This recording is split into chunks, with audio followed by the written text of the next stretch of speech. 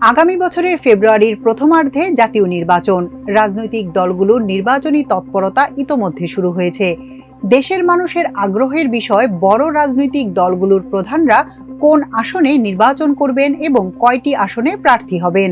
বিএনপির বাইরে বড় দলগুলোর মধ্যে রয়েছে বাংলাদেশ জামায়াতে ইসলামী। দলটি আগামী নির্বাচনে অংশগ্রহণের জন্য সব আসনে প্রার্থী ঘোষণা সহ প্রয়োজনীয় সব প্রস্তুতি শুরু করেছে। এ নির্বাচনে ঢাকা ১৫ আসন থেকে লড়াইয়ের প্রস্তুতি নিচ্ছেন জামায়াতের আমির ডাক্তার শফিকুর রহমান। ইতোমধ্যে তিনি দেশের মানুষের দৃষ্টি আকর্ষণ করেছেন। তার বক্তব্য মানুষ ইতিবাচকভাবে নিচ্ছেন। বিশেষ করে তার সাম্প্রতিক বক্তব্য সবার দৃষ্টি কেড়েছে।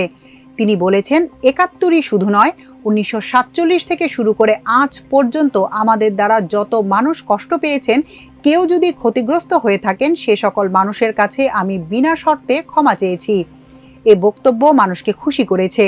ডাক্তার শফিকুর রহমান দুটি নির্বাচনী এলাকায় গণসংযোগ, দলীয় নেতাকর্মীদের নিয়ে বৈঠক সহ বিভিন্ন তৎপরতা শুরু করেছেন।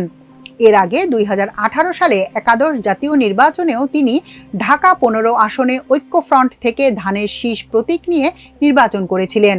ঢাকা ছাড়াও নিজ জন্মস্থান মৌলভীবাজার ২ আসনেও প্রার্থী হতে পারেন জামায়াত আমির।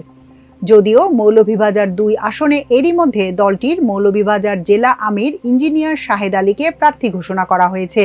তবে জামায়াত আমির নিজ এলাকায় কয়েক দফা সফর করেছেন। দলীয় নেতাকর্মী ছাড়াও বিভিন্ন মহলের সঙ্গে মতবিনিময় করেছেন তিনি।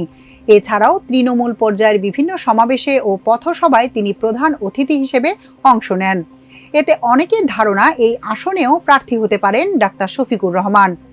দলীয় প্রধানের প্রার্থিতা সম্পর্কে জামায়াতের কেন্দ্রীয় নির্বাহী পরিষদ সদস্য এহসানুল মাহবুব জোবায়ের বলেন, জামায়াত প্রধানকে ঢাকা ১৫ আসনে ইতোমধ্যে প্রার্থী ঘোষণা করা হয়েছে। মৌলভীবাজার ২ আসনে প্রার্থীর ব্যাপারেও সাধারণ মানুষের দাবি আছে। জুলাই বিপ্লবের পর গঠিত সবচেয়ে আলোচিত রাজনৈতিক দল জাতীয় নাগরিক পার্টি এনসিপি। নতুন এই দলের আহ্বায়ক নাহিদ ইসলাম রাজধানী ঢাকার দুটি আসন থেকে নির্বাচন করবেন। আসন দুটি হচ্ছে ঢাকা ৯ ও ঢাকা ১১।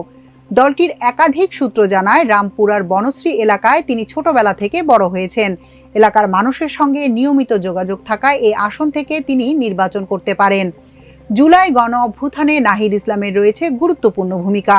আন্দোলনের কঠিন সময়ে তার উপর প্রচণ্ড নির্যাতন হয়েছে। তাকে আয়নাঘরে নেওয়া হয়েছে। মৃত্যু ঝুঁকি সত্ত্বেও তিনি সবাইকে নিয়ে আন্দোলন সফল করেছেন। ক্ষমতাচ্যুত শেখ হাসিনা পালাতে বাধ্য হন। এরপর সরকার গঠন হলে তিনি তথ্য ও সম্প্রচার এবং টেলিযোগাযোগ ও আইসিটি উপদেষ্টা হন। রাজনৈতিক দল এনসিপির দায়িত্ব নেওয়ার অনুরোধ এলে তিনি উপদেষ্টা থেকে পদত্যাগ করেন। আমার দেশকে নাহিদ ইসলাম বলেন, জুলাই সনদ নিয়ে এ মুহূর্তে ব্যস্ত আছি। নির্বাচনী প্রক্রিয়া শুরু হলে ঢাকা ৯ ও ঢাকা ১১ আসনে গণসংযোগে মনোযোগ দেব।